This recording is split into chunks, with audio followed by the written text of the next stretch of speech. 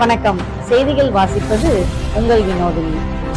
தமிழ்நாட்டில் நேரடி நெல் கொள்முதலில் எந்தவித தவறும் நடைபெறக்கூடாது என்பதில் அரசு கவனமாகவும் உறுதியாகவும் உள்ளது.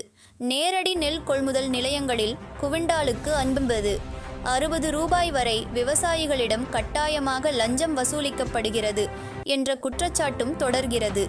நேரடி நெல் கொள்முதல் நிலையங்களில் பணியாற்றும் சுமை தூக்கும் தொழிலாளர்களுக்கான ஊதியம் மூட்டைக்கு ரூ.10 என்று உயர்த்தப்பட்டது.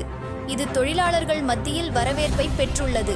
ஆனால் போதிய கிடங்கு வசதியின்மை, கொள்முதல் செய்த பிறகு ஏற்படும் இழப்பு, லாரி ஓட்டுநர்களுக்கான செலவு உள்ளிட்ட நடைமுறை செலவுகளை சமாளிக்க விவசாயிகளிடம் வசூல் செய்யும் நிலை தொடர்கிறது என்று கொள்முதல் நிலைய பணியாளர்கள் தரப்பில் கூறுகின்றனர்.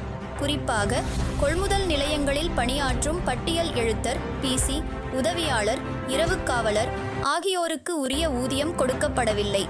ஆனாலும் விவசாயிகளிடம் பணம் வசூல் செய்யும் நடைமுறையை முற்றிலும் நிறுத்த முழு ஒத்துழைப்பு அளிப்போம். இதற்கு தமிழ்நாடு நுகர்பொருள் வாணிபக் கழக அதிகாரிகள் ஒத்துழைக்க வேண்டும். லாரி வாடகை, இழப்பீடு உள்ளிட்டவற்றிற்கு ஊழியர்களிடம் ரெக்கவரி விதிக்கும் போக்கை நிறுத்த வேண்டும். இதனால்தான் விவசாயிகளிடம் வசூல் செய்யும் நிலை ஏற்படுகிறது என்கிறார்கள் பட்டியல் எழுத்தர்கள். நன்றி, வணக்கம்.